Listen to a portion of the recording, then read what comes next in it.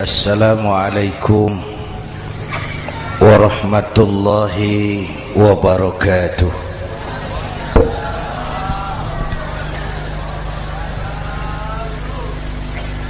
Alhamdulillahi wa kafa, wassalatu wassalamu ala sayyidina Muhammadin al-Mustafa wa ala alihi wa ashabihi ahli sidqi wal wafa, amma ba'd. Para ulama, para habaib, para masyayikh yang saya muliakan, yang terhormat Bapak Kapolres dan Bapak Dandim, Sahibul Bait, segenap keluarga besar Pondok Pesantren Raudhatul Muta'allimin Al-Aziziyah, bapak-bapak, ibu-ibu, hadirin hadirat ma'asyiral muslimin yang saya cintai. Saya bersyukur dapat menghadiri haflah Maulidin Nabiil Karim, dan saya bangga dan terharu dengan keberadaan Pondok Pesantren Raudhatul Muta'allimin Al-Aziziyah ini. Sekarang ini banyak orang bisa memberi contoh, tapi sedikit orang bisa menjadi contoh. Memberi contoh itu mudah, tapi menjadi contoh itu yang sulit. Oleh karena itu, pada kesempatan ini kita ingin mengambil contoh bagaimana Rasul melaksanakan perjuangan. Apa modal utamanya? Saya sampaikan 3 sajalah, mudah-mudahan selesai 10 menit. Yang pertama, modal utama perjuangan baginda Rasul adalah akhlakul karimah. Memperbaiki akhlak dengan akhlak. Oleh karena itu, surah Madu sudah selesai. Dari dan ke Madura jadi lebih mudah. Bahkan Madura akan jadi daerah industri. Tetapi yang kita ingin, Madura tetaplah Madura. Akhlak tidak boleh berubah. Zaman boleh berubah, akhlak tidak. Masa boleh berganti, tapi keyakinan tidak boleh mati. Nah, soalnya adalah kepada siapa kita harus berakhlak. Kita itu kan harus berakhlak kepada 2. Kita harus berakhlak pertama kepada Allah. Ini yang terpenting. 13 tahun Rasul berjuang di Mekah hanya memperbaiki akhlak kepada Allah, menanamkan tauhid, meluruskan akidah, membangun keyakinan. 13 tahun di Mekah itu, dengan perhitungan kalau fondasi kuat, bangunan aman. Kalau fondasi melenceng, bangunan bengkok. Kalau fondasi rapuh, bangunan runtuh. Bangunan bagaimana fondasinya, orang hidup bagaimana imannya. Kekuasaan dan jabatan baru ada manfaatnya kalau dipegang tangan orang beriman. Kalau tidak, yang muncul Fir'aun. Harta baru terasa manfaatnya kalau dipegang tangan orang beriman. Itulah sebabnya bangsa kita ini bukan cuma perlu orang pintar, kita perlu orang benar. Bahkan di masyarakat lebih baik benar tidak terlalu pintar ketimbang pintar tapi tidak benar.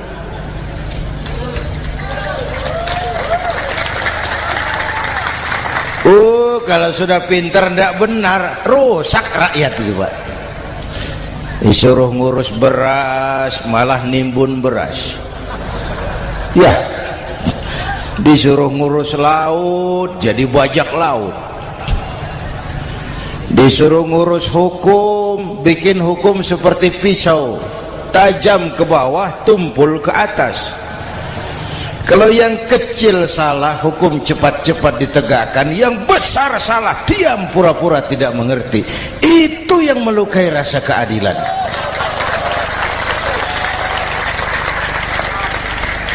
Mulai dari akhlak kepada Allah. Bagaimana cara berakhlak kepada Allah? Caranya dua. Pertama, jangan menyekutukannya dengan sesuatu pun. Yang kedua, jangan menyembah kecuali hanya kepadanya. Itu akhlak kepada Allah. Konsisten, disiplin. Saya bersaksi tiada Tuhan selain Allah, maka saya tidak akan menyembah kecuali hanya kepada Allah. Saya tidak akan takut kecuali hanya kepada Allah. Saya tidak akan minta tolong kecuali hanya kepada Allah. Saya tidak akan melarikan persoalan kecuali hanya kepada Allah. Saya bersaksi Nabi Muhammad utusan Allah, Nabi terakhir. Tidak ada Nabi sesudah Nabi Muhammad. Harga mati, titik. Disiplin. Ada yang mengaku jadi Nabi, wajib tidak percaya. Disiplin. Sekarang ini kan bangsa kita disiplinnya lemah. Korupsi agak sulit diberantas karena pejabat kita takut atasan tapi nggak takut Tuhan.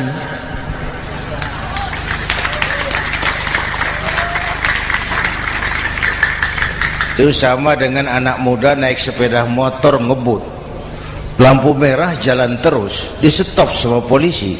Prit, iya Pak. Minggir, siap. SIM, ada Pak. SNK, ada Pak.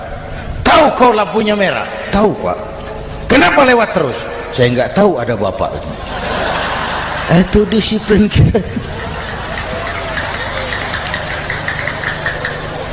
Tenang bener jawabnya, kayak orang nggak salah itu.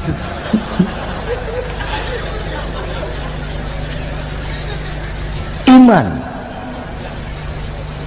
Apalagi belakangan ini saya sering bilang gini Pak, ini humor tapi agak tasawuf. Orang yang paling tenang hidupnya itu tukang parkir. Coba lihat tukang parkir, walaupun mobil banyak, mereknya bagus-bagus, tidak pernah sombong. Tenang ini, tenang. Nanti mobil pergi satu demi satu, habis sama sekali, dia tidak sedih. Tenang. Mobil banyak tidak sombong, mobil habis tidak sedih. Apa rahasianya? Ternyata, nih tasawufnya di sini. Tukang parkir tidak merasa memiliki, tapi merasa dititipi. Wah, itu. Siapa saja yang merasa memiliki, bersiaplah kehilangan, dan itu menyakitkan. Tapi kalau merasa dititipi, jabatan, harta, anak, istri, semua titipan, hiduplah seperti tukang parkir. Pertama, titipan tidak boleh bikin kita sombong. Dititipi kok sombong, tidak pantas ya. Pak Zainuddin titip mobil ya, silakan. Yang punya mobil pergi, saya petatang peteteng. Tidak pantas dititipi kok sombong. Ada orang dititipi jabatan oleh Allah sombong, dititipi sombong. Ada enggak pejabat sombong? Ada, namanya Fir'aun. Itu pejabat-pejabat sombong anak buah Fir'aun semua. Dititipi harta oleh Allah, jadi orang kaya sombong, sama tetangga tidak mau kenal orang lain, kecil semua, jalan tidak injak tanah. kuntilanak. Yang kedua penting, titipan harus dijaga baik-baik. Kalau tidak, yang nitip marah. Yang nitip marah. Pak, titip sepeda motor, silakan. Waktu diambil sepeda motor, kaca spion pecah, knalpot hilang, bemper hancur. Marah enggak yang nitip? Marah. Saya kan titip, kenapa enggak dijaga baik-baik? Dititipi harta oleh Allah jadi orang kaya supaya bangun pesantren, bela yatim, santuni yang lemah. Pelitnya 17 setan. Yang nitip marah. Dititipi jabatan oleh Allah isinya korupsi saja, yang nitip marah. Nah, saya mau kasih lihat sekarang. Allah titip Indonesia. Allah titip Indonesia. Hai rakyat, ini Indonesia, aku titip, kata Allah. Sebentar, ada meja mau naik. Silakan, Mas. Iklan. Ya, terima kasih. Jangan disangka kalau disediakan air teh pidatonya jadi lama. Dekorasi ini kok. Sampai mana tadi? Hai rakyat, ini Indonesia, aku titip, kata Allah. Ini negara besar dan kaya. Titipan ini ditebus dengan keringat, air mata, darah, dan nyawa. Ini bedanya. Malaysia memang merdeka, tapi diberi Inggris. Singapura merdeka, diberi Inggris. Indonesia merdeka, keringat, air mata, darah, dan nyawa. Ini negara aku titip, kata Allah. Ini negara besar dan kaya. Buminya subur. Di atas perut buminya segala tanaman hidup. Di bawah perut buminya ada gas, minyak, batu bara. Lautnya kaya, hutannya kaya. Kekayaan negeri ini harus digunakan bagi sebesar-besar kemakmuran rakyat. Itu amanat konstitusi. Disalahgunakan, dikorupsi, yang nitip marah. Yang nitip marah. Kalau dia marah, dia suruh makhluknya yang lain negur. Siapa? Merapi, Bromo, anak Krakatau. Itu Merapi demo, Pak. Kalau kita rakyat demo, anak buahnya Pak Danres turun. Tapi kalau Merapi demo, siapa yang mau ngatasi? Mbak Marijan. Selesai. Sekarang Mbah Marijan sudah kumpul sama Mbah Surip di alam barzah, dia sudah ketemu dia. Kata Mbah Surip, tenang Mbah Marijan, tak gendong, aman sudah. Aman sudah.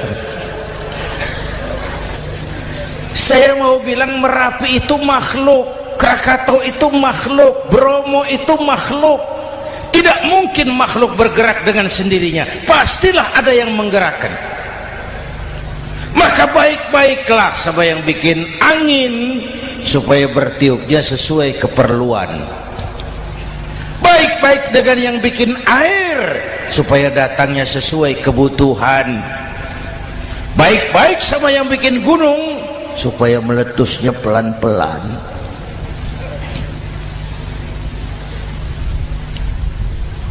Bapak Ibu hadirin yang saya hormati, menjaga titipan. Jangan menyembah kecuali hanya kepadanya. Jangan menyekutukannya dengan sesuatu pun. Ayo, saya ngobrol kita. Bapak Ibu hadirin yang hadir di sini ini, kita ini semua hamba Allah apa bukan? Hamba Allah. Kata siapa? Kata kita. Kalau kata kita, namanya ngaku. Ngaku itu boleh dan murah. Apa diakui? Kita belum tahu. Ya, kan baru kata kita itu. Dan tidak otomatis kalau kita bilang saya ini hambamu ya Allah, lalu Allah jawab iya ya. Tidak, wong itu kan kata kita. Saya hamba Allah, kata saya. Berapa banyak orang perbuatannya, ucapannya berkata saya hamba Allah, perbuatannya menyatakan dia hamba setan, hamba nafsu, hamba dunia, budak jabatan. Tidak sesuai ucapan dengan perbuatan. Jadi hamba Allah itu nggak mudah, digojlok, diuji. Coba lihat, yang jelas diakui sebagai hamba itu baru satu yang kita peringati ini, baginda Nabi. Allah mengakui kapan? Waktu menceritakan Isra dan Mi'raj. Apa yang dipakai kalimat? Subhanallazi asra bi'abdih. Maha suci Allah yang telah menjalankan hambanya. Hambanya. Muhammad itu hambaku, aku jalankan dia.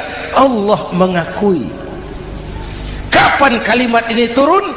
Setelah Nabi digojlok, ditempa, digembleng, diuji, difitnah, dicaci maki, dilontari kotoran unta, sahabat-sahabatnya dibantai. Lolos, Muhammad betul-betul hambaku. Ayo Isra Muhammad. Subhanallazi asra bi'abdi, hambaku. Jadi kalau mau jadi hamba Allah ya diuji, digojlok, digembleng. Nah, mari kita lihat kehambaan baginda Nabi.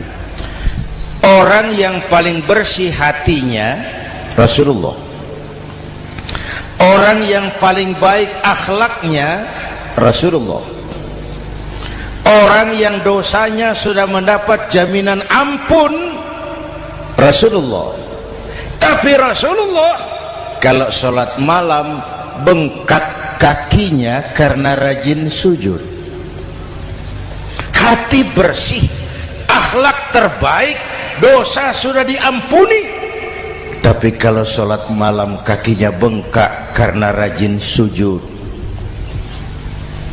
Saya tahu di sini juga banyak yang kakinya bengkak. Cuma urusannya apa, itu urusan masing-masing. Pada tingkat seperti itu Rasulullah, saya perlu Allah, saya perlu Allah, saya perlu Allah. Yang 100 tahun kita bangun selesai oleh gempa 3 menit. Ya, yang 100 tahun kita bangun ternyata selesai oleh gempa 3 menit. Kita perlu Allah, kita perlu Allah. Makanya musibah itu kan kalau menimpa orang baik-baik namanya ujian. Kalau menimpa orang setengah baik itu paru-paru yang bikin malaikat bingung. Sholat rajin, maksiat tekun, baca Quran mau, fitnah orang hobi, ngaji nyolong jalan terus. Untung di sini nggak ada yang begitu. Di Jakarta banyak. Di sini insya Allah sama. Jakarta. Orang separuh-separuh seperti itu kalau dapat musibah itu namanya teguran, bukan ujian. Kenapa ditegur? Lalai. Nah, kalau orang jahat dapat musibah itu namanya persekot. Uang muka tanda jadi. Kontannya nanti di akhirat. Kalau diuji bukan saja harus sabar tapi harus lulus. Kalau ditegur, introspeksi, perbaiki yang kurang, kurangi yang memang berlebihan. Bertali-tali, bersambung-sambung musibah ini, dan musibah kalau datang tidak pernah memilih, tidak pernah memilih. Bapak Ibu hadirin yang saya muliakan, jadi mari yang pertama jaga akhlak kita kepada Allah. Jangan menyekutukannya dengan sesuatu pun, jangan menyembah kecuali hanya kepadanya. Sekarang kan musim entertain, orang pandai membangun pencitraan, orang pinter bikin bungkusan. Sekarang ini kiai sama dukun tipis bedanya. Bener Pak, pemburu hantu pakai sorban, pakai gamis, nanti kiai pakai helm. Atribut sudah kacau sekarang ini, siapa pakai apa, siapa mau jadi apa, ndak jelas. Sementara masyarakat kita memang agak kutil, kurang teliti, cepat heran, gampang kagum. Pernah terjadi suatu saat tabrakan di jalan, keras sekali, korban jatuh berlumur darah, dikerubungi orang banyak. Datang wartawan mau ambil gambar dari dekat, sulit, banyak sekali orang ngerubung. Dia cari akal, tolong saya dikasih jalan ke dekat korban. Orang menoleh semua. Saudara siapa? Saya bapaknya korban, katanya.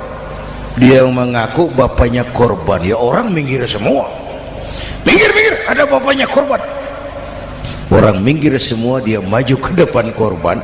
Sampai di depan korban pucat mukanya itu wartawan. Kenapa? Yang ketabrak anak monyet, Pak. Dia sudah ngaku bapaknya korban.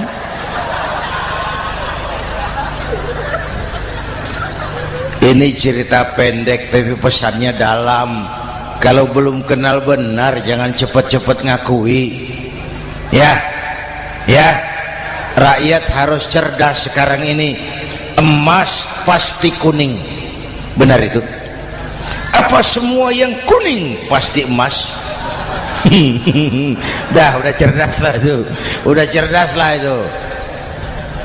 Hati-hati, ini jangan pencitraan. Orang pandai bikin bungkusan.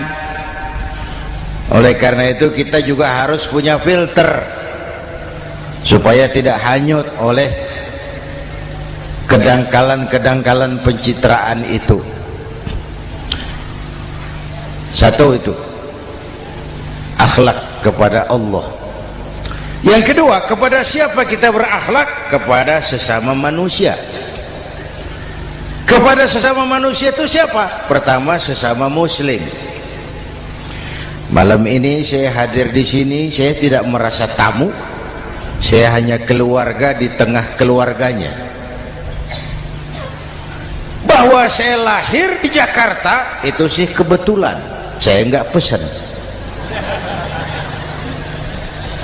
Yang kita tidak pesan jangan diributkan. Kita enggak pesan. Warna kulit seperti ini kita enggak pesan. Dari suku apa lahir kita enggak pesan. Potongan seperti ini kita enggak pesan.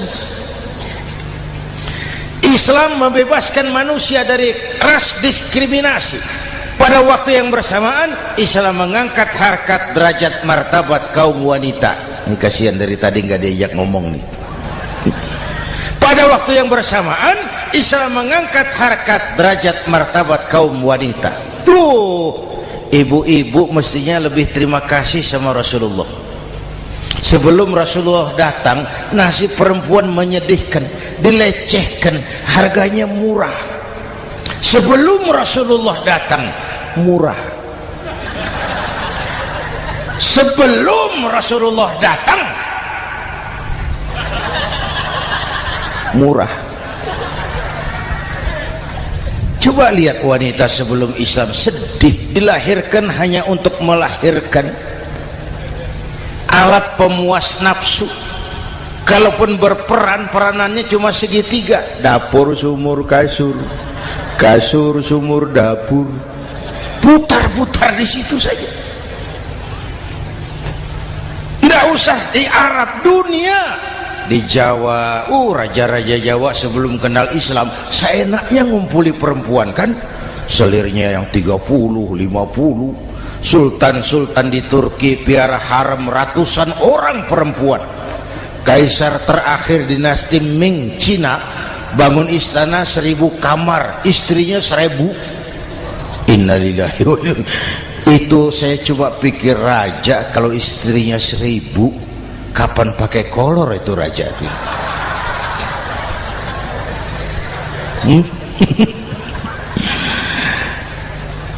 Rasulullah datang terenyuh, an-nisa imadul bilad, perempuan jangan diperlakukan begitu, perempuan tiang negara. Kalau baik perempuan baik negara, kalau rusak perempuan hancur negara.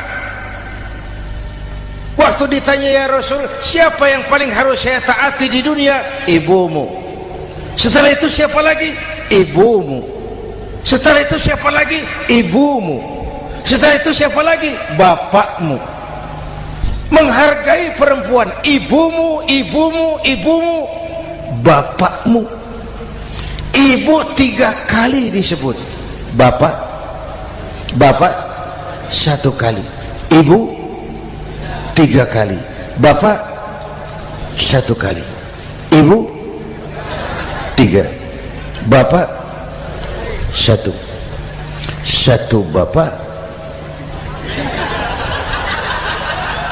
Gimana sih ngitungnya jadi kerok begini? Salah ngitungnya, salah.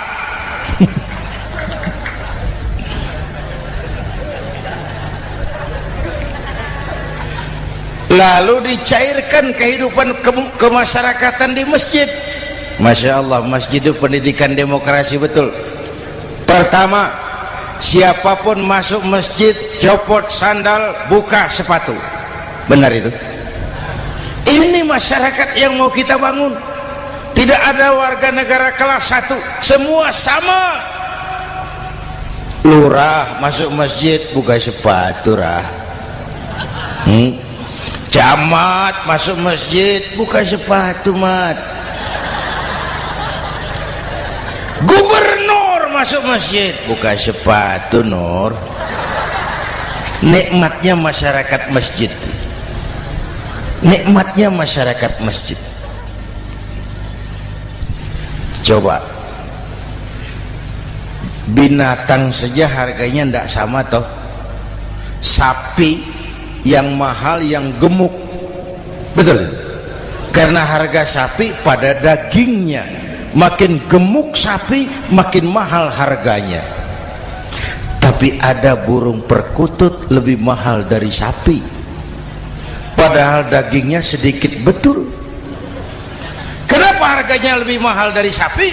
Harga perkutut suaranya. Di mana harga manusia? Yang paling gemuk silahkan bersaing dengan sapi. maaf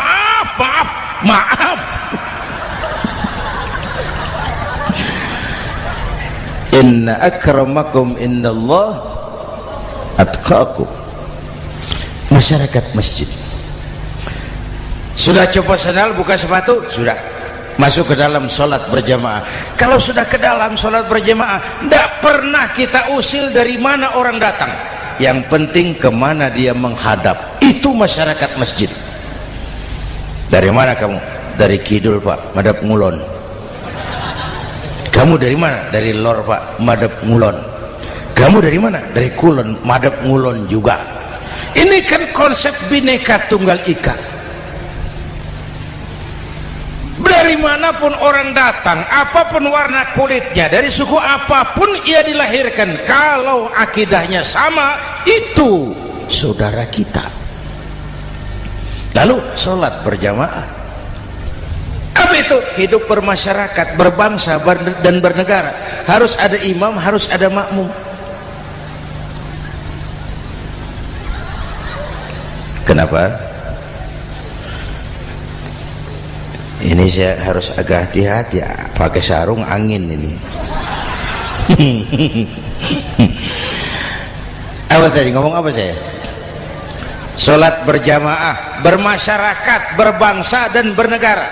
Ada imam, ada makmum. Siapa makmum? Kita ini rakyat. Siapa imam? Para pemimpin negara. Apa bedanya? Imam harus dipilih. Makmum nggak usah. Coba baca kitab fikih yang setebal apapun, nggak ada bab pemilihan makmum. Nggak usah, makmum nggak usah dipilih. Orang buta boleh jadi makmum, orang bisu boleh jadi makmum, tukang mabuk boleh jadi makmum, tapi tidak tiap orang boleh jadi imam. Imam harus dipilih. Siapa yang jadi imam? Pertama, a'lamuhum, orang yang paling alim di kampungmu angkat jadi imam. Yang paling alim, bukan yang paling tua. Yang paling alim, tahu urusan, punya konsep, punya visi dan misi, mengerti negara ini mesti dibawa kemana, jalan keluarnya apa, angkat jadi imam. Pak, ada dua orang Pak, alimnya sama, yang mana yang dipilih? Kalau ada dua orang alimnya sama, kata Nabi, afsahuhum, yang lebih fasih lidahnya. Apa artinya fasih? Nyambung sama rakyat, tahu apa yang dimaui rakyat, nyambung. Tidak sah orang fasih bermakmum kepada imam cedal.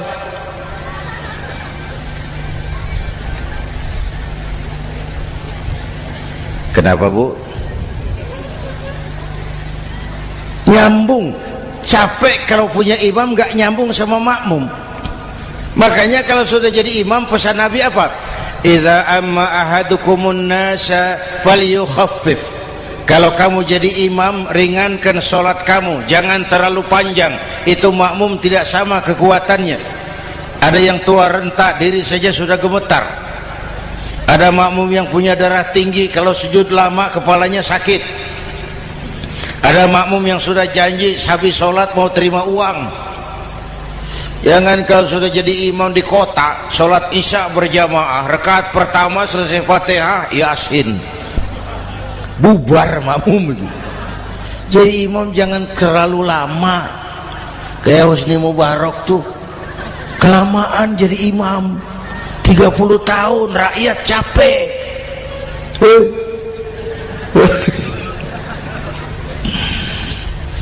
Bapak Ibu hadirin yang saya hormati, nah masyarakat Islam ini loyal, taat, setia. Kapan? Kalau imamnya benar. Imam takbir, makmum takbir, imam ruku', makmum ruku', imam i'tidal, makmum i'tidal, imam sujud, makmum sujud. Tapi masyarakat Islam tidak buta. Imam keliru, makmum wajib menegur. Ya, bagaimana negurnya? Mestinya ruku', imam sujud. Wah, keliru ini. Subhanallah, kan gitu. Itu aturan main. Tidak boleh imam keliru, makmum emosi, main pegang, mam, oi salah, oi, kacau sholat.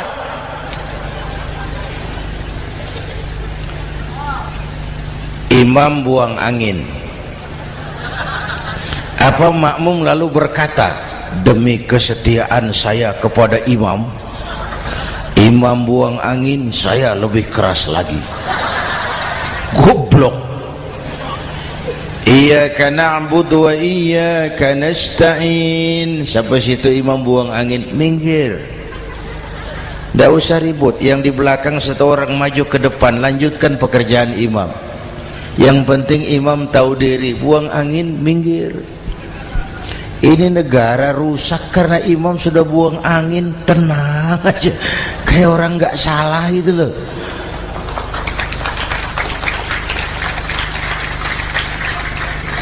Selesai sholat dikasih tahu, imam tadi buang angin ya sedikit. Apa kalau nggak sedikit lalu nggak rusak sholat itu? Nah, dalam berjaga akhlak kepada sesama, ayo kita jaga kesatuan, persatuan, kerukunan, kekompakan. Ini pesantren Raudhatul Muta'allimin Al-Aziziyah, ini aset kita. keberadaannya, pengembangannya, kelangsungannya, bukan sekedar tanggung jawab pengurusnya, tanggung jawab kita sesuai dengan bidang dan kemampuan masing-masing. Yang punya jabatan bantu dengan wewenangnya, yang punya harta bantu dengan uangnya, yang punya tenaga bantu dengan tenaganya, yang bisa doa bantu dengan doanya, yang tidak bisa apa-apa bantu dengan diam. Diam saja lumayan loh itu membantu. Bapak Ibu hadirin yang saya hormati, saya ingat almarhum Panglima Besar Sudirman pernah bilang, kamu itu kalau mau menang harus kuat, kalau mau kuat harus bersatu, kalau mau bersatu hidupkan semangat silaturahmi. Mau menang harus kuat, mau kuat harus bersatu, mau bersatu hidupkan silaturahmi. Bapak Ibu hadirin, rukun antar umat seagama. Beda pendapat boleh, marah jangan. Kalau di Jakarta kan sekarang lagi musim apa itu wahabi yang bid'ah, sedikit bid'ah itu.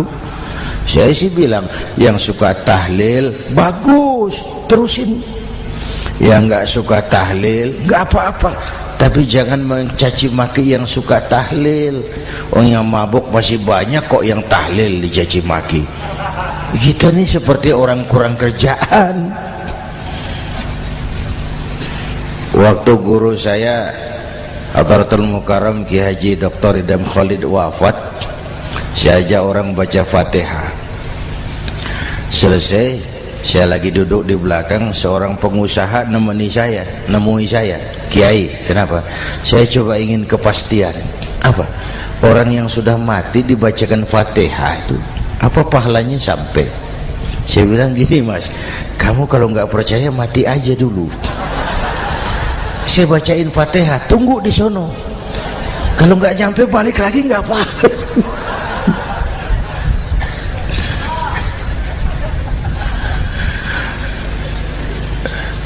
Depan rumah saya itu ada masjid, Pak, pakai beduk seperti itu. Ada teman saya, Kiai, pakai beduk masjidnya. Iya pakai. Kan Rasulullah tidak pakai. Tidak memang. Bid'ah tuh. Loh, siapa bilang? Beduk itu bukan agama, itu budaya, tanda masuk waktu. Bukan manggil orang sholat. Manggil orang sholat pakai azan. Tanda masuk waktu, itu hebatnya Wali Songo, pakai beduk. Kalau nggak mau pakai beduk boleh, teriak-teriak juga boleh. Pogreb, boleh. Tapi Wali Songo kan bijaksana, pakai beduk saja, sekali pukul satu desa dengar. Itu bijaksananya dakwah Wali Songo. Kalau beduk dianggap bid'ah, miskin kita. Itu budaya. Seperti sepeda motor, itu budaya. Kalau nggak mau pakai beduk boleh, teriak-teriak juga boleh. Pogreb, boleh. Tapi Wali Songo kan bijaksana, pakai beduk saja, sekali pukul satu desa dengar. Itu bijaksananya dakwah Wali Songo. Kalau beduk dianggap bid'ah, miskin kita. Itu budaya. Seperti sepeda motor, itu budaya. Kalau beduk dia nggak bid'ah, sepeda motor bid'ah tuh. Rasulullah nggak pakai, jual, beliin unta.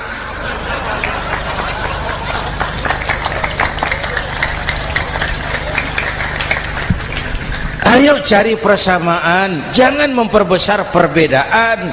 Hormati pendapat orang kalau pendapat kita juga ingin dihormati. Kasus Ahmadiyah meledak lagi di Cikesik, Banten.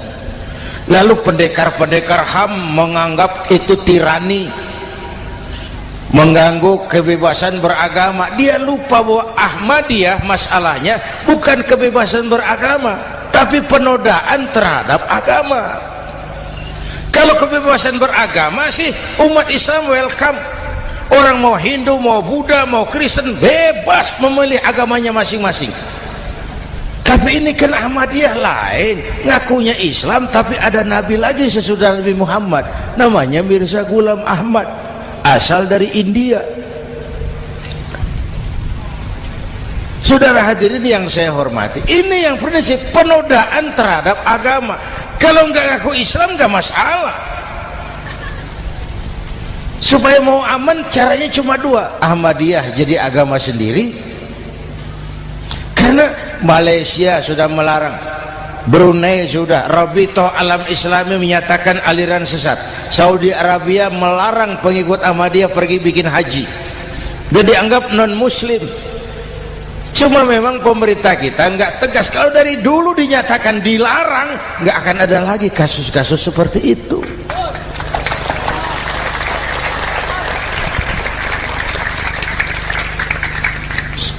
Nah, selain itu kita umat juga harus disiplin. Coba sudah berapa banyak nabi bermunculan di Indonesia. Dan Indonesia ini saya heran, Indonesia ini pasar bagus, Pak. Kalau ada nabi, ada aja pengikutnya, saya heran tuh. Indonesia ini pasar bagus. Ada Ahmad Musaddiq Al-Qiyadah, jadi nabi. Konsultan bulu tangkis jadi nabi. Dapat wahyunya di Bogor. Ditangkap polisi 4 tahun. Muncul lagi di Bandung, namanya Sayuti, tukang cukur, ngaku dapat wahyu jadi nabi, ditangkap polisi lagi 2 tahun. Di Malang Ustadz Roy, ya sebenarnya petinju, dia masuk Islam, mu'alaf, belajar Islam tidak pakai guru, diutak-atik ayat Quran. Sholat kita harus mengerti artinya, maka sholat boleh pakai bahasa masing-masing. Ramai masjid. 2 tahun penjara. Di Jakarta muncul lagi Lia Edan, ngaku Jibril, ditangkap juga oleh polisi. Kita salut sama polisi kita lah, bukan cuma teroris, Jibril ditangkap Pak Kapolres. Saya bilang sama teman-teman polisi, untung dia ngaku Jibril, Pak. Coba kalau dia ngaku Israel, lebih gawat itu.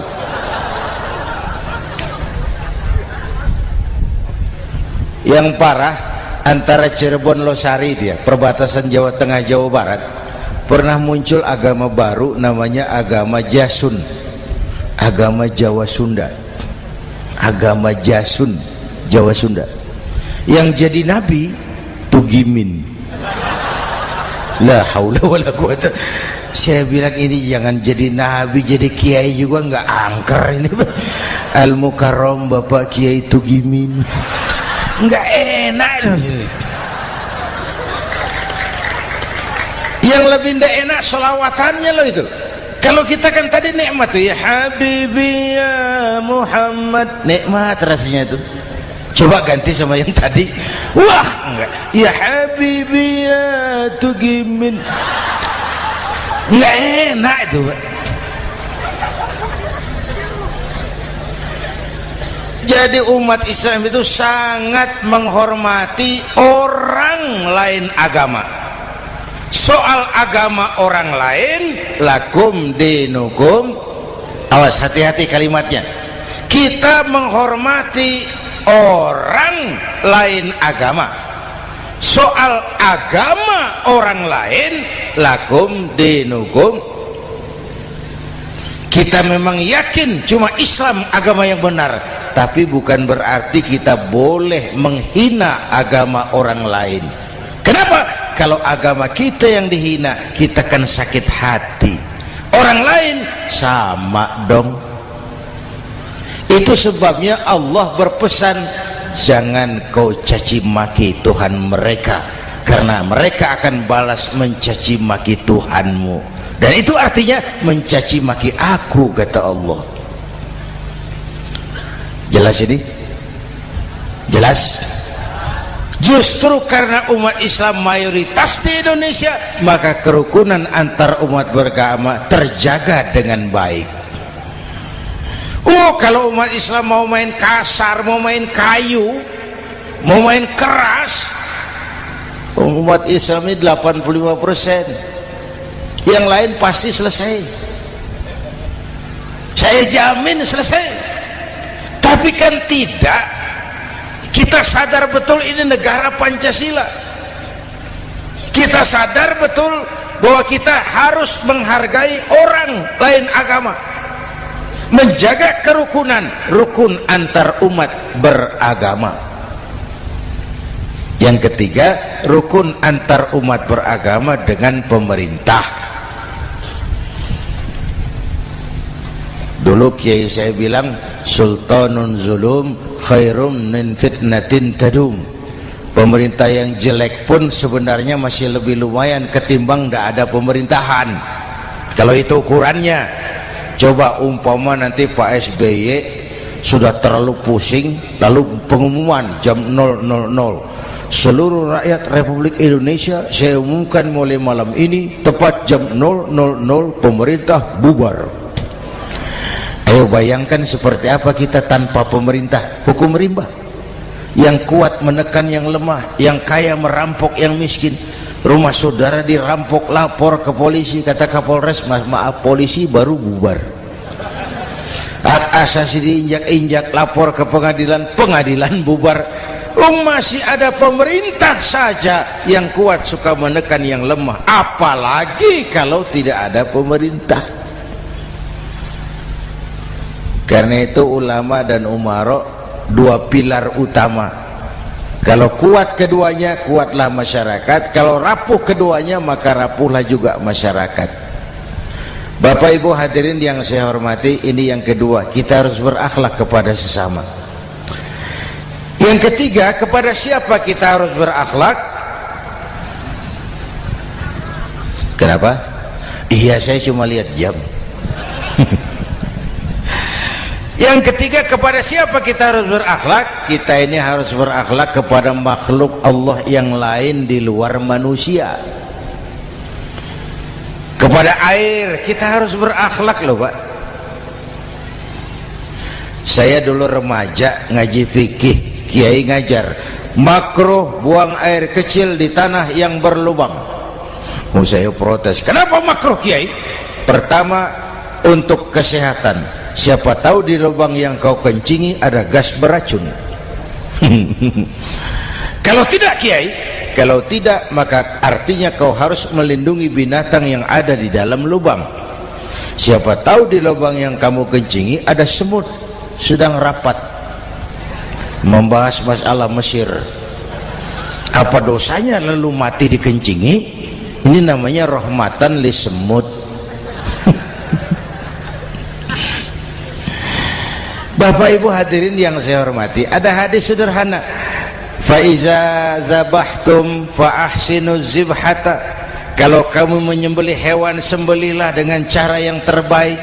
Jangan nyembelih ayam pakai pisau tumpul, itu namanya tidak berperi kebinatangan. Kepada ayam kita berakhlak, kepada pohon kita berakhlak, kepada air kita berakhlak.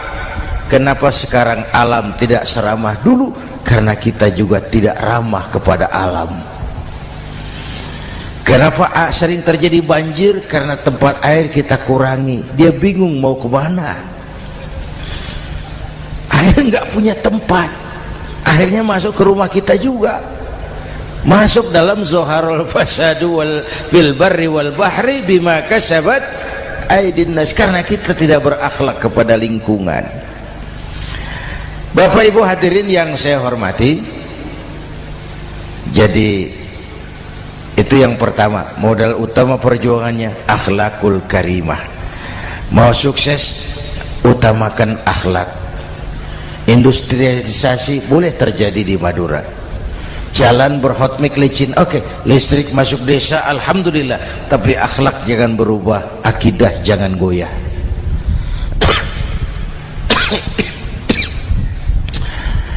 Teknologi tidak bahaya, yang bahaya orang yang menggunakannya. Wayang itu yang namanya cepot, itu bisa selawat badar kalau yang megang Anom Suroto. Cepot bisa selawat badar kalau yang megang Anom Suroto. Wayang bagaimana dalangnya, teknologi bagaimana orang yang menggunakannya. Satu. Yang kedua, yang kita contoh dari baginda Rasul, beliau itu sejak kecil tidak dimanjakan, Pak. Lahir ke dunia tidak sempat melihat wajah bapak. Umur 6 tahun ditinggal ibu. Umur 9 tahun ngembala kambing, berniaga ke Syam. Syam itu Syria sekarang. Umur 9 tahun bisnis lintas negara dari Saudi ke Syria. Remaja tidak dimanjakan, kerja keras, peras keringat, banting tulang, tidak ada pekerjaan halal yang hina. Lahir pribadi yang tegar, mental yang tahan banting, manusia yang tidak cengeng karena sejak kecil ditempa oleh kesulitan. Jadi gini, orang itu kalau biasa susah, ketemu susah, ndak kaget, Pak. Mentalnya kuat. Saya santri biasa makan kangkung, datang ke rumah teman dikasih kangkung, loh makanan saya ini, dikasih daging ayam, nambah. Orang tuh kalau biasa susah enak. Saya santri biasa tidur di masjid, disuruh nginep di hotel, pules, Pak. Tapi yang biasa tidur di hotel suruh nginep di masjid, encok. Hidup ini perjuangan. Mau sukses harus berani susah. Jangan seperti dulu nih cerita santri. Ada santri beternak lebah, ambil madunya itu. Satu hari dia mau periksa sarang lebah, naik ke pohon pakai tangga, pakai sarung biasanya santri. Dia lupa tidak pakai celana dalam, naik pohon periksa, entah bagaimana terpegang sarang lebah itu, berhamburan lebahnya keluar, salah satu masuk ke sarungnya, tergigitlah Al-Mukarramnya itu. Dia menjerit, aduh, jatuh berguling ke bawah. Sudah lama jatuh, dia buka sarungnya, dia lihat bengkak. Karena bengkak kan jadi besar, senang juga dia. Dia berdoa, ya Allah, hilangkan sakitnya, biarlah bengkaknya. Ini kan, ini doa orang nggak konsekuen. Bengkak dan sakit itu paket. Mau bengkak ya harus berani sakit. Masa sakitnya bengkaknya mau, sakitnya nggak mau. Itu satu tuh. Yang kedua, kita ini sering kalau punya cita-cita sering seperti rapat tikus. Satu hari sekelompok tikus rapat paripurna tikus untuk mengantisipasi bahaya kucing. Bagaimana supaya kucing itu jangan lagi mengganggu kita? Akhirnya ada yang mengusulkan begini, bagaimana kalau di leher kucing kita gantungkan lonceng, supaya kalau dia datang dari jauh suaranya sudah kedengaran dan kita bisa lari menyelamatkan diri. Wah, cerdas tuh. Setuju, setuju semua. Setuju, setuju, setuju. Bagus. Nah, oke. Waktu pembicaraan dilanjutkan, tikus mana yang mau menggantungkan lonceng ke leher kucing? Rapat bubar. Setuju, akur. Iya, iya. Waktu kerja selesai. Bapak Ibu hadirin yang saya hormati, terutama anak-anak saya, para santri, remaja, pemuda. Hidup ini persaingan. Bapakmu tamat SD, nak, kau sarjana. Bapakmu cuma jadi RT, nak, kau camat. Bapakmu tukang tambal ban, kau harus punya pabrik ban. Anak saya pertama dulu, saya titip mondok di Tebuireng. Tahun pertama pulang saya kontrol, sini kau, apa hasilmu setahun di pesantren? dia sodorkan saya sebuah piagam penghargaan juara lomba pidato di pondoknya. Saya heran, ini anak di rumah jarang ngomong, kok bisa jadi juara pidato? Saya tanya, kamu bisa pidato, apa yang dipidatoin? Dia bilang, kan kaset ayah dihafalin gitu. Ya saya ketawa juga, waktu itu dia masih anak-anak. Baiklah, tapi apa cita-citamu? Saya kepengen seperti ayah. Wah, kau ini salah. Kalau aku ayahmu di matamu menurutmu hebat, mestinya kau 10, 100, 1000 kali lebih hebat dari orang-orang yang kau anggap hebat. Karena tantanganmu akan lebih berat dari tantangan yang aku hadapi sekarang. Kalau kau sama dengan aku, kau ditinggalkan zaman karena kau tidak mampu menjawab tantangan zamanmu. Bapak Ibu hadirin yang saya hormati, persaingan tajam, tantangan makin berat. Oleh karena itu diperlukan semangat yang dicontohkan Nabi. Kerja keras, peras keringat, banting tulang. Tidak ada pekerjaan halal yang hina. Sejak kecil ditempa oleh kesulitan. Asal jangan seperti saya tadi ngobrol sama teman-teman, sekarang ini di negara kita banyak politisi miskin negarawan. Pejabat-pejabat kadang-kadang kalau ngelihat rakyat tuh komentarnya nggak berpihak kepada rakyat. Saya ingat waktu Mentawai dihantam gempa, Nias hancur, infrastruktur hancur, rumah rakyat luluh lantak. Ketua DPR Pak Marzuki Ali bilang, bagaimana itu rakyat? Ya itu resikonya punya rumah di pinggir laut. Waduh, ini bukan komentar pemimpin, rakyat lagi susah kok dibilang kayak gitu. Saya prihatin dengan ucapan kayak gitu. Waktu cabai 100.000, di sini berapa sekarang? Sama ya. Waktu cabai mahal, ada pejabat bilang, rakyat suruh nanam cabai aja di halaman rumahnya. Ini kan gak solutif dan gak cerdas. Cabai naik, rakyat suruh nanam cabai. Nanti beras naik, rakyat suruh nanam padi. Yang saya khawatir kalau telur mahal, apa rakyat suruh betelur gitu? Ini kan gak cerdas dan gak solutif.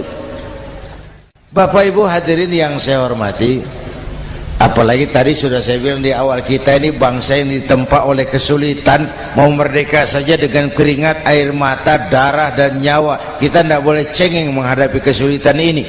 Tegar, tahan uji, tahan banting, dan seterusnya.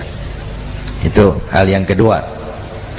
Yang ketiga, terakhir, Rasulullah itu sosok yang ibadahnya luar biasa. Tadi sudah saya jelaskan sebagian. Ibadahnya luar biasa. Ayo kita bantu keamanan negeri kita ini. Dengan apa? Istighfar. Wa ma kana Allahu mu'adzibahum wa hum yastaghfirun. Allah tidak akan turunkan bencana selagi di tengah mereka masih banyak orang-orang yang istighfar. Rasulullah yang dosanya sudah diampuni sehari 100 kali istighfar. Ayo kita ngobrol ini.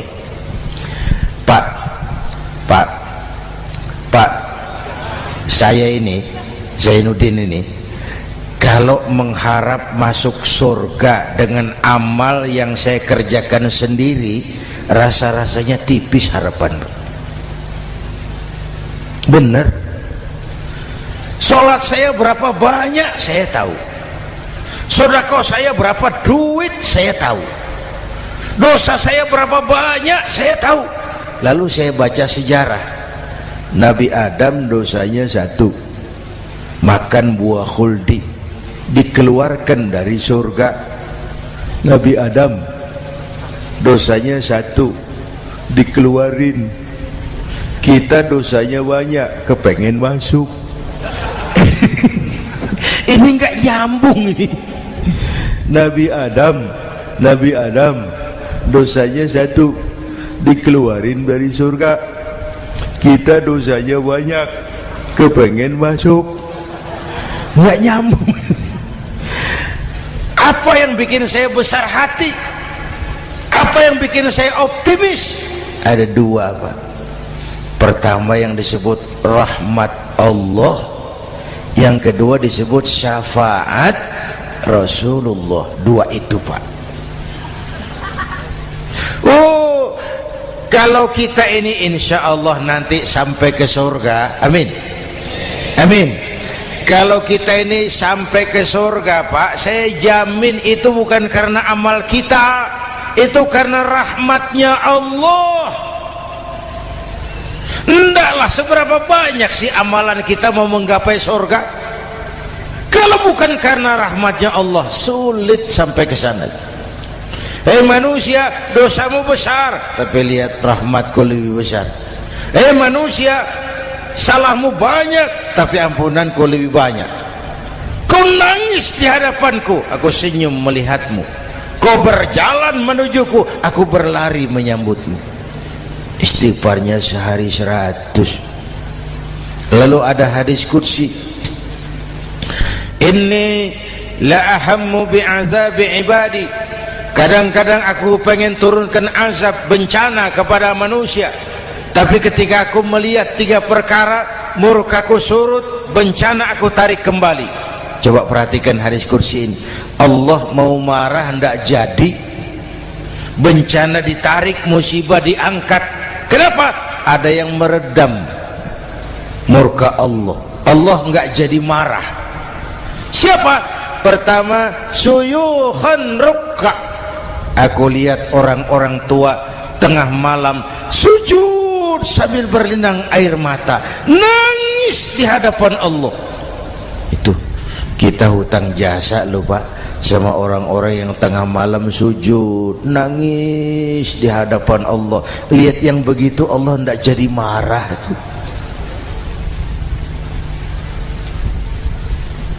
Saya tahu bapak-bapak ini, ibu-ibu kan suaminya sering bangun tengah malam ya, Bu. Kencing. Bikin bingung malaikat. Sudah mau ditulis tahajud, kencing doang. Kata malaikat, sialan, hampir salah tulis.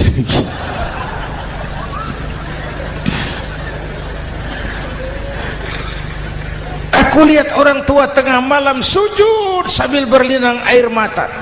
Lalu aku lihat bayi-bayi tanpa dosa masih menyusu, sibyanan rudda. Bayi-bayi tanpa dosa masih menyusu, suci bersih, belum ternoda. Wa bahaiman rudda. Dan aku lihat binatang ternak melata mencari makan, kambing mudah cari rumput, alam terjaga keasriannya. Bagaimana bencana nggak mau nambah? Kita mengamalkan hadisnya juga terbalik. Yang diminta itu orang tua tengah malam sujud, bayi tanpa dosa nyusu. Sekarang bayi tanpa dosa dibuang ke tempat sampah gara-gara orang tua tengah malam nyusu. Terbalik namanya. Yang diminta itu orang tua tengah malam sujud, bayi tanpa dosa nyusu. Ini bayi tanpa dosa dibuang ke tempat sampah gara-gara orang tua tengah malam.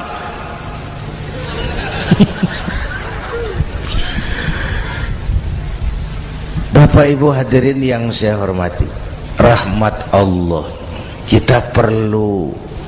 Yang kedua, syafaat Rasulullah. Mari saya cerita syafaat sedikit.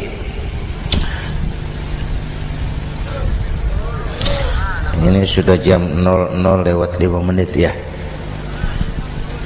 Ini kalau hitungan Indonesia ini sudah ganti hari, Pak. Jadi inilah ceramah terpanjang di dunia. Bayangkan saya pidato dari hari Selasa sampai hari Rabu.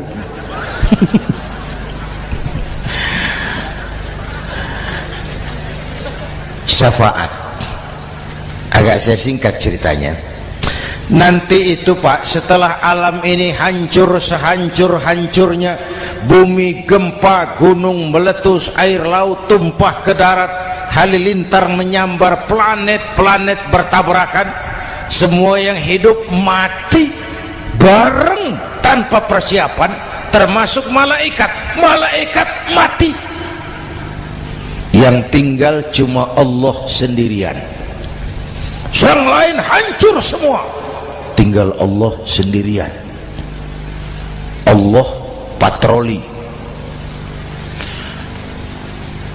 berseru-seru, limanil mulkul yaum, ahai, siapa penguasa hari ini?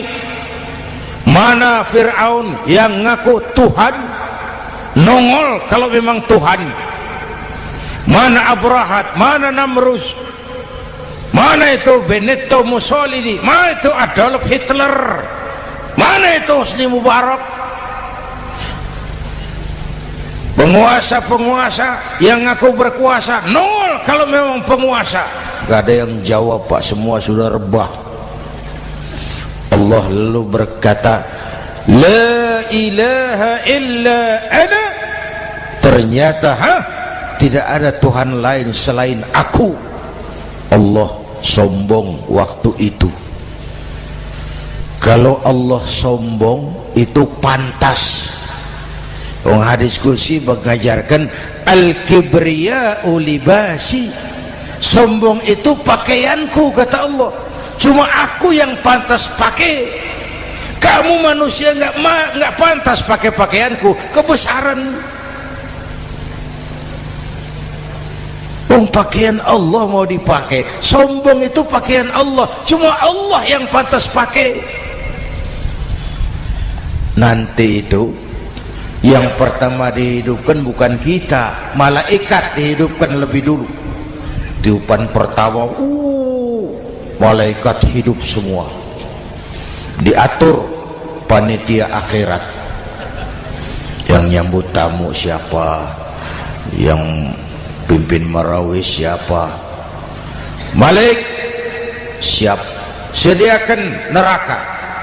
Aku mau bakar itu bajingan tengik yang waktu di dunia nggak mau sujud, jauh dari ulama, tinggal di masyarakat jadi biang kerok, sama yatim kejam. Sediakan neraka. Baik, Ridwan, iya, sediakan surga. Aku mau balas hamba-hambaku yang waktu di dunia rajin sujud, dekat dan cinta kepada ulama, santun kepada yatim, suka menolong orang yang memerlukan pertolongan. Baik, Jibril, Mikail, iya, ke surga. Untuk apa ya Rob? Ambil kendaraan bernama Buraq, turun ke alam, cari di mana kubur kekasihku Muhammad, bangunkan dari kuburnya, bawa ke surga. Turun Jibril dan Mikail, cari kubur Nabi. Wong alam sudah hancur-hancuran, jangan cari kuburan, cari bangkalan aja nggak ketemu. Bingung dua-dua. Jibril sebelah mana kubur Nabi? Nggak tahu Mikail. Lalu dua-duanya sujud mohon pertolongan Allah. Dengan izin Allah terbuka kubur Nabi. Allahumma sholli alaihi wa ala alihi. Bangun dari tidur seperti orang bangun dari kubur seperti orang bangun tidur. Nabi mengusap mata, menoleh ke kanan Jibril, menoleh ke kiri Mikail. Lalu tanya, ayu yaumin hadza ya Jibril? Ini hari apa Jibril? Ini hari apa?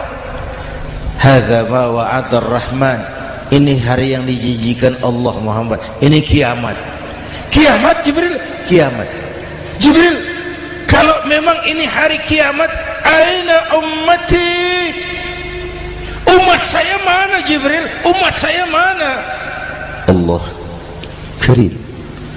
Belum pernah saya lihat di dunia ada satu pemimpin yang begini besar cintanya kepada umatnya seperti baginda Rasul. Dari dunia sampai akhirat beliau cinta kita. Dari dunia sampai akhirat beliau bela kita. Bangun dari kubur, tahu hari sudah kiamat, yang pertama ditanya, aina ummati? Umat saya mana Jibril? Kita yang ditanya. Kalau saya yang pertama dibangkitkan dari kubur, lain pertanyaannya. Ini hari apa Jibril? Kiamat Zainuddin. Oh, bini saya mana Jibril? Nabi enggak tanya Khadijah wala Fatimah wala Aisyah, aina ummati, umat saya mana Jibril? Umatmu? Iya, kau manusia pertama yang dibangunkan dari kubur, yang lain masih dikubur. Oh, lalu kita ke surga Muhammad, perintah Allah, perintah Allah.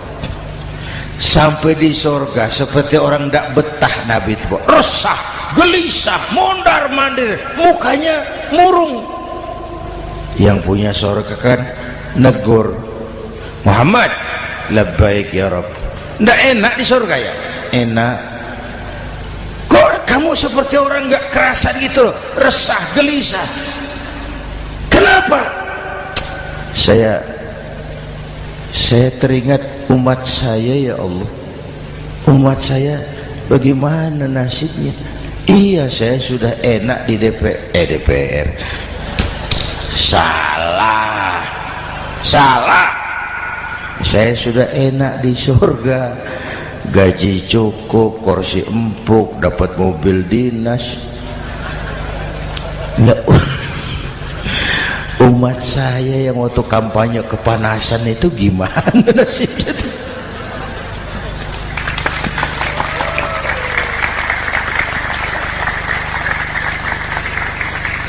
Makanya dulu di Senayan, di depan kantor DPR tuh banyak tukang kaca jualan di situ. Saya bilang itu tukang kaca pintar dagangnya di situ. Pas, maksudnya supaya yang mau berkantor di situ ngaca dulu. Ya, wakil lurah pasti tidak lebih tinggi dari lurahnya. Wakil camat tidak lebih tinggi dari camatnya. Ini kenapa wakil rakyat kok selalu lebih tinggi dari rakyatnya?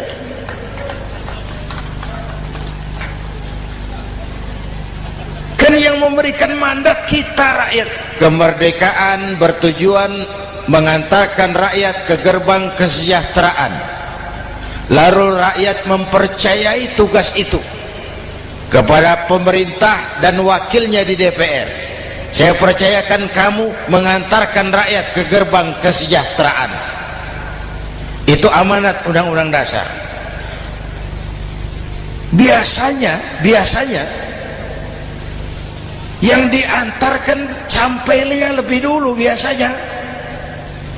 Yang diantar sampai lebih dulu, yang mengantar nyusul, namanya ngantar belakangan. Ini lebih cepat wakil rakyatnya makmur daripada rakyatnya. Yang mau ngantar makmurnya lebih dulu dari yang mau diantar. Yang diantar kelelerahan di jalanan, yang mengantar udah sampai. Jadi bagaimana Muhammad? Saya minta izin mau keluar, tengok saya punya umat. Oke, saya potong ceritanya. Saat manusia dibangkitkan dari kuburnya masing-masing, Masya Allah, Masya Allah, saya nggak sanggup bayangkan jumlah manusia yang hidup di muka bumi sekarang kan 6 miliar. Cina berdua, India 2,5 miliar. Cina 1,5 miliar, India 1 miliar rakyatnya. Berdua sudah 2,5 miliar. Itu kalau kencing bareng banjir besar. Bayangkan manusia dari awal sampai akhir berapa puluh miliar kumpul di padang mahsyar. Subhanallah. Sibuk, panik, bingung mau disidang di hadapan Allah. Sebagian kumpul di pojokan berunding, kita mau disidangi. Terus ayolah kita cari bantuan. Kemana? Adnan Buyung. Begini. Kita ini kan anak cucu Nabi Adam. Pantas dong kita minta tolong sama beliau. Yuk, setuju. Berangkat cari Nabi Adam. Ya Adam, anta abal bashar. Adam, tuan datuknya manusia. Kami cucu kamu, anak turunan kamu mau disidang. Tolong kami Adam, tolong. Kata Nabi Adam, Quraisy mas, rombongan Jawa aku naik mumet lagi sama Nabi Nuh saja.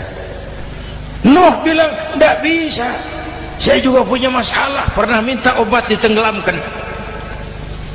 Ibrahim barangkali, semua Nabi hand up, angkat tangan. Dikala itu yauma la yanfa'u malun wala banun, di mana harta tidak ada lagi artinya, anak-anak tak jadi beban, tiap orang sibuk dengan urusannya sendiri-sendiri. Saat itu ada satu pemimpin, Allahumma salli alaihi wa ala alihi, diizinkan Allah. Dikala semua nabi yang lain angkat tangan hand up, beliau malah ummati ana laha, ta'ali ummati, ta'ali ummati, umatku sini, umatku sini. Beliau memanggil-manggil umatnya. Yang bagaimana yang dipanggil?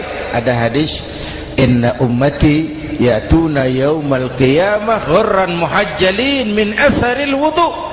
Umatku besok di akhirat datang menghadap Allah dengan muka bersinar-sinar karena sering wudu. Sering wudu kan sering sujud. Masa cuma wudu tapi enggak sujud? Itu nanti ndak usah mengaku Rasul yang panggil, sini umatku. Tapi kalau muka enggak pernah wudu, enggak pernah sujud, merangkak di depan Nabi, saya umatmu ya Rasul. Kata Nabi, umat saya enggak ada yang kumbal gini. Dikala itu beliau berkenan memberikan syafaat. Syafaat itu saudara-saudara, saya pakai sarung, sobek sedikit, syafaat itu nambeli gitu loh. Salat saya kurang sedikit, sedekah saya campur riak sedikit, puasa saya tidak ikhlas sedikit, ditutup dengan syafaat. Saya mau dagang, perlu modal 20 juta, saya punya uang 15 juta, yang 5 juta syafaat. Jadi harus ada modal. Kalau sholat tidak pernah, sedekah tidak pernah, lalu syafaatnya dari mana? Yang dapat tambelan itu yang punya sarung bolong, punya sarung sobek, ditambal dengan syafaat. Lah kalau tidak ada sarung, apa yang mau ditambal? Ya. Nah, mudah-mudahan kita semua mendapat rahmat Allah dan mendapat syafaatnya Rasulullah Sallallahu Alaihi Wasallam. Bapak Ibu hadirin, sudah 7:30 lewat 4 jam. Saya pun kangen, tapi hari sudah larut. Insya Allah lain kesempatan kita jumpa lagi. Terima kasih kepada Al-Mukarramun, para ulama, para habaib, pengasuh pesantren Raudhatul Muta'allimin Al-Aziziyah, dan semua yang hadir. Mudah-mudahan yang saya sampaikan ada manfaatnya. Usikum wa iyaya bitaqwallah. Aqulu qawli hadza fa astaghfirullahal azim li wa lakum. Wassalamu alaikum warahmatullahi wabarakatuh.